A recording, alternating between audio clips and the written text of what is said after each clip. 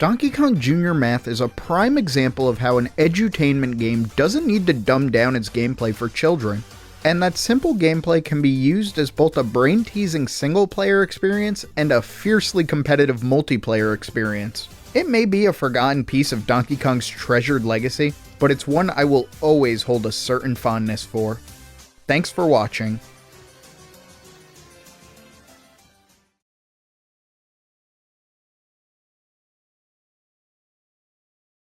Alright, thoughts? Why did you make a video about Donkey Kong Jr. Math? Because it's Donkey Kong December. You know, Pierre's doing a Donkey Kong video every day this month on the Designing 4 channel.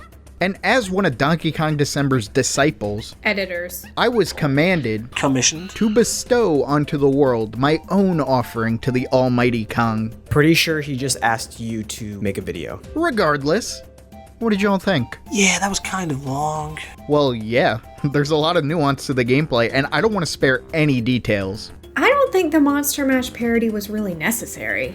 What? You said you loved that idea. Yeah, well, I really just thought it was going to be a bit. I did not expect you to do the entire song. Can't cut a second of monkey math. It's too important to the video's narrative. Why did you choose Donkey Kong Jr. Math to specifically be your topic? Because it's an important part of Donkey Kong's history. Everyone knows Donkey Kong Jr. Math, and everyone loves Donkey Kong Jr. Math. I've never played it. I've never heard of it. You know I hate math. Yeah, you know, I'm not crazy about it either. But I gotta put something out for the month. We could play Donkey Konga. I have 1, 2, and Jungle Beat. That won't work. While I adore competitive rhythm games, especially those with unique control styles, I don't have the funds to fly you all to my place and buy 4 sets of DK bongos. What about a Donkey Kong 64 retrospective? I do have a lot to say about that game, what with its great level design and endless personality, but we're too far into the month and that game's too massive to properly finish it before Jet Set Radio January. Ooh, what if we watch the DK cartoon? I'm gonna stop you right there, Kev. You've asked me to watch the Donkey Kong cartoon with you like 100 times over the past year. And obviously I'm going to, but we're seriously in crunch time now. I don't have time for some grandiose Donkey Kong video, but I don't want to let him down. Who down? Donkey Kong. The big ape has been with us through thick and thin, and we owe it to him to honor his legacy with the utmost respect. I wish I could tell him what he means to me. But you know, he's a fictional video game character. What would you guys say if this was your video? DK. I love Donkey Kong. He's one of those characters that just brings a smile to my face whenever I see or hear him. Insert Cracker Cope sound effects. Yeah! When I was 3 years old, I had 4 games on my N64. Smash 64, Mario 64, GoldenEye, and last but certainly not least, DK 64. While I played GoldenEye and Smash with my brother and my dad, and played Mario 64 with friends every now and again, I made sure to be alone to play DK 64. Why? Because I had my DK crew with me. I didn't need anyone else. While I didn't get past the tutorial because I was a toddler, I listened to the DK rap at least 1,000 times. I would play the game and wanted to know where the other DK crew was. And me being a dumb 3-year-old couldn't understand that I had to get past the tutorial and get to Jungle Japes to start unlocking characters. I remember when DK Jungle Beat came out, my grandparents and I scoured every GameStop in our area in an attempt to get the game with the bongos. One store had the game, but with no bongos. One store had bongos, no game. After many days of searching, I found it. Package of both together, and the Christmas of 2004 was saved. As I got older, I would always main DK in whatever game he was in, because who doesn't love him? It's very hard to describe what makes him so endearing and enjoyable to play as, but I think it comes down to 2 things: that tie and smile. Now let me ask you, have you ever seen a gorilla with a tie? Or how about a gorilla with a gigantic eating grin while wearing a tie? I think not.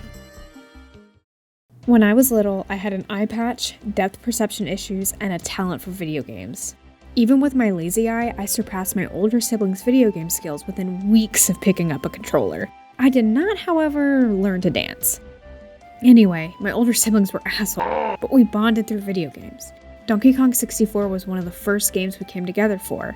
Trying to find all of the golden bananas, unlocking levels, and rapping the DK rap kept us from driving each other bananas. Although I don't have any memory of beating the game, I said I was better than my siblings, not the best. I remember how much fun we all had.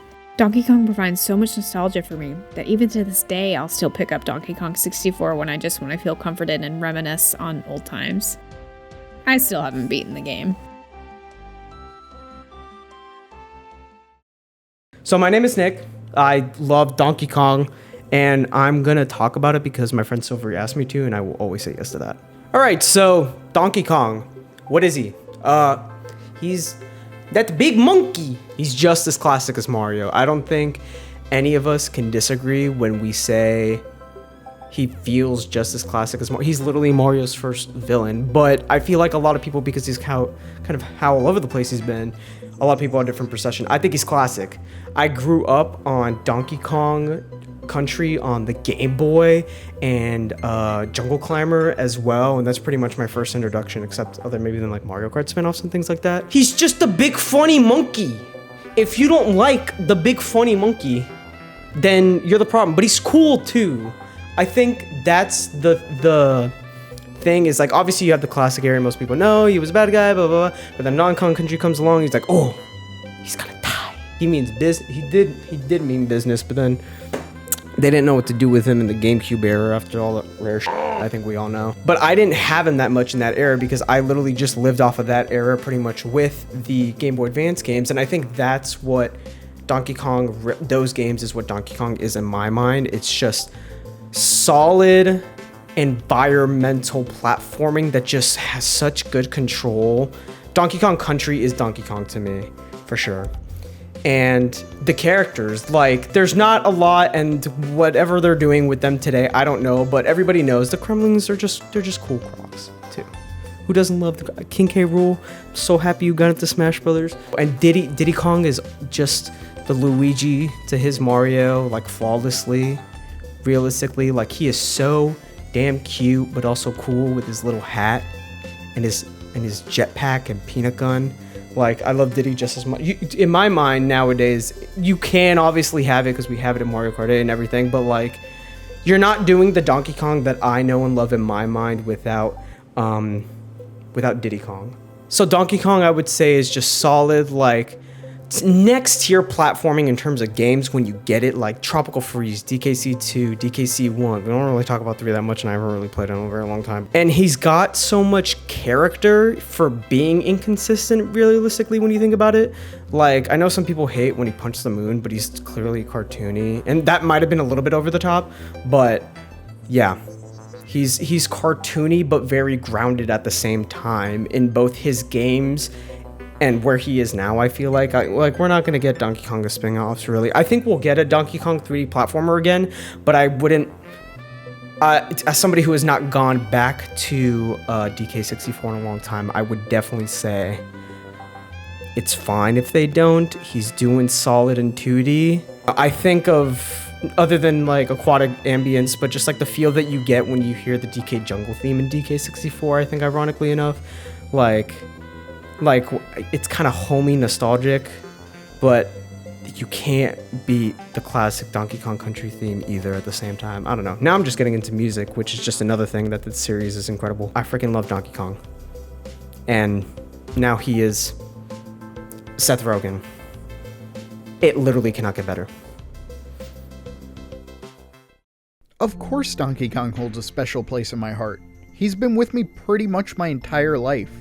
The simple but addicting allure of the arcade games, the genre-defining mastery of the country games, the massive spectacle of Donkey Kong 64, the weirdly charming awkward DK Bongo phase, and his grandiose return to the country we loved him for. And thanks to his appearances in Super Smash Bros., Mario Kart, all of the Mario sports games, even Skylanders and Punch-Out!, there's never been a point in my life where Donkey Kong ever abandoned me and let me down. Young Silvery liked Donkey Kong because he was a goofy ape wearing a tie, while adult Silvery appreciates Donkey Kong for the quality that typically surrounds his name, as well as allowing me to make new friends I might not have otherwise. Wherever the big ape goes next, I'll be sure to follow. And it's incredible to know that I'm not the only one whose heart has been touched by this massive gaming icon. Wow. Thanks, everyone.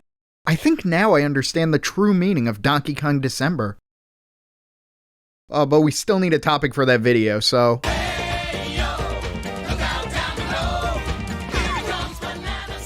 I'm not the only one who thinks Candy Kong is kinda hot, right? Happy Donkey Kong December.